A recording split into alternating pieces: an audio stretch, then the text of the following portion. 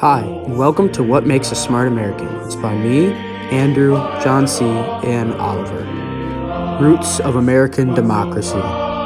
The Articles of Confederation served as America's first constitution. It was in agreement among the first 13 states in the new America, and in 1777 it was enacted. The only problem is that it made the government very weak and the people very strong.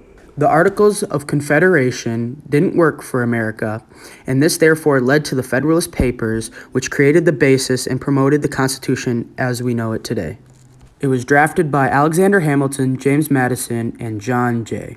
This newly crafted Constitution was perfect for the Americans. It took into account states' rights as well as giving it a strong central government to protect the economy, infrastructure, and land. Understanding the history of our government is essential for politics nowadays. Part 2. Branches of Government.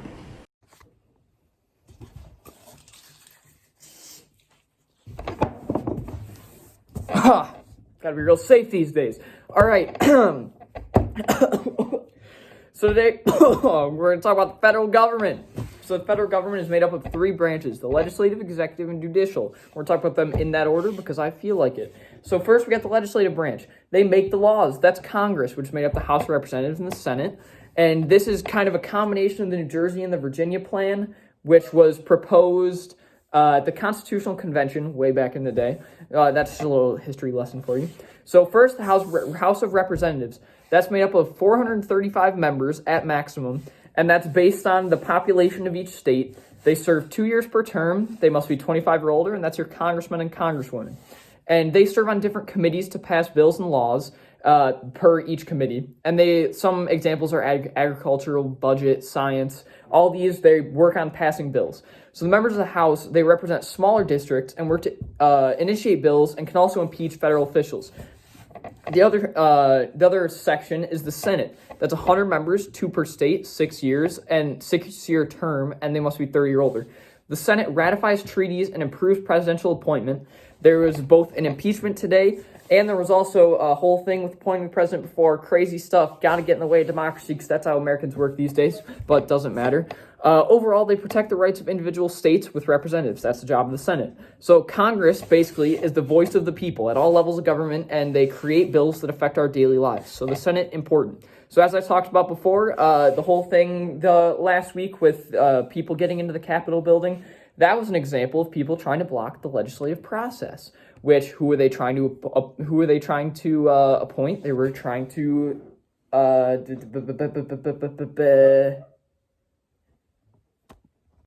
All right, so we talked about the legislative branch, now the executive branch. The executive branch is the president, vice president, and the cabinet. That's when I mentioned earlier how they were certifying election results, and that process was obstructed. That was to talk about the president.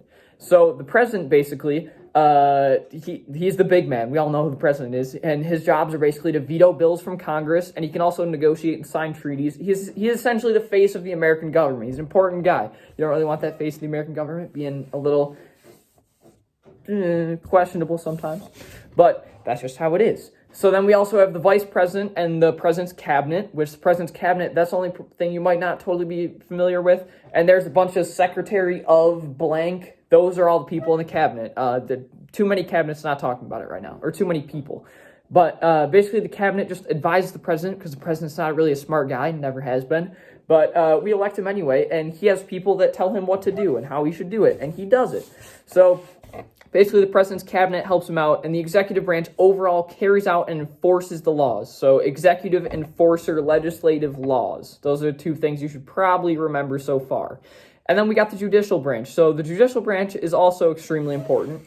And this is basically all the laws put forth by the legislative branch and executed by the executive branch are then judged by the judicial branch to see if they are, first, if they go against the Constitution, and second, how they should be applied just in general. So basically, at the top of the judicial branch, there are 9 justices in the Supreme Court, which is the highest court in the United States.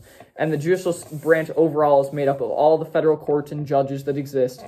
And so essentially, The judicial branch is somewhat of a check on the legislative and executive branches. So without the judicial branch, they kind of just they would have too much power, which is kind of this idea of a system of checks and balances that exists by separating it into three different sections. So we got the legislative, makes the laws, executive enforces the laws, judicial judges the laws, and that's the federal government, or at least as much as I want to talk about right now. Let's go on to the next thing right here. Part 3. Types of government. To begin, let's talk about democracy. Democracy is the form of government in which political control is exercised by all the people, either directly or through their elected representatives. Next, let's talk about monarchy. Monarchy is usually the type of government where one person rules. However, there's two types: constitutional with the parliament and absolute with only one person in power. The next one to know is anarchy. Anarchy is when there's no order control at all with no government control structure. The last one to know is dictatorship, and it's a form of government where there's a single person who has complete control. Now, let's look at an example. I'm a democracy, and I believe that my people should be able to choose what happens in the government. I'm monarchy. I believe that people should have the right to rule in the government and choose what happens, but I think there should be one supreme leader that gets to choose and veto everything.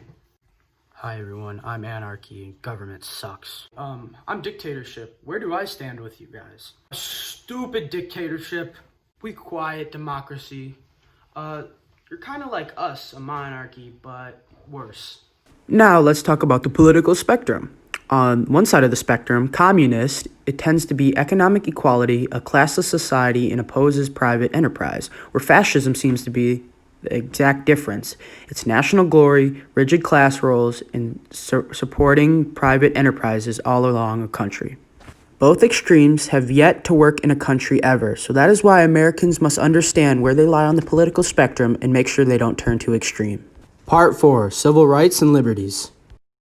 After the United States declared their independence from Great Britain, they needed a law to abide by. The Articles of Confederation was their first attempt. That didn't work, so then they tried again with the Constitution. After 39 out of the 55 delegates signed it, it was officially in place as the United States Constitution. But it wasn't perfect. And the Constitution has amendments, which is basically our rights. Congress can get 2/3 approval by the Senate and the House of Representatives to get an amendment into the Constitution. But also, 2/3 of state legislators can call a constitutional convention in order to do the same. Our first 10 amendments are called the Bill of Rights. Let me show you about it. Boom, boom, boom, boom. Amendment number 1. Freedom to speech, the press, religion, assembly, and to petition the government. The right to bear arms. The right to refuse the courting of troops. You want to search me? Show me your warrant. Nope, get out of here. Protection against unreasonable search and seizures. Sir, did you steal that candy bar? The right against self-incrimination. Right to a speedy trial. The right to trial by jury. Please, no, don't make me eat the tuna sandwich. Protection against cruel and unusual punishments. This right says I can do that, but this one says I can't. No rights will override another right. Finally, the federal government's powers are limited only by what is said in the Constitution. Remember when I said the Constitution wasn't perfect? Well, it wasn't, and it still isn't. Some of the reasons that not all delegates signed in the first place was because slavery wasn't clearly abolished in it. But due to amendments, Amendment number 13 was thrown in there to abolish slavery. The Constitution has the words, shall not be infringed, to tell us that no matter what, our rights will not be stripped away. What about basic laws, John? Well, let me show you how a bill becomes a law. Your representative sponsors a bill, and then it goes to the House of Representatives. When voted on, if a majority of the House of Representatives like the bill, it'll go to the Senate. Now, if the Senate votes majority, 51 out of 100, it'll go to the President. Now here, the President has either 10 days to veto the bill, which means get rid of it, or sign it and put it into law. Part 5. Political Identity. Hello, my name is Andrew, a political analyst, and in recent years, the topic of political identity has become increasingly important, especially in America.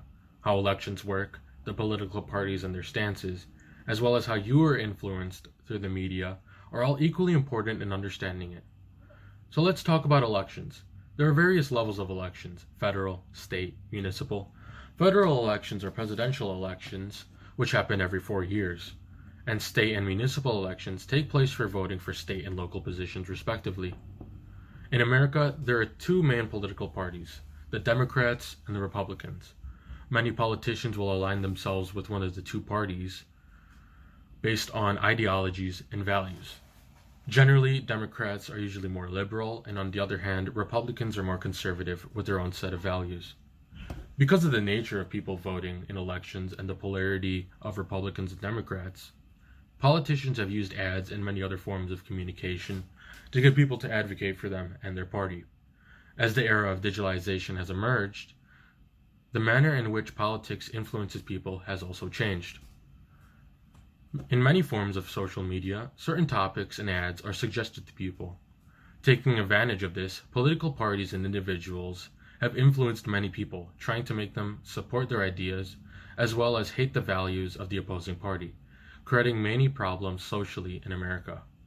While this is a large part of what influences people's identities, or rather political identities, people as well as politicians themselves are influenced by corporations. Let's take a look. Hey, I saw that you're running for president. You need some help?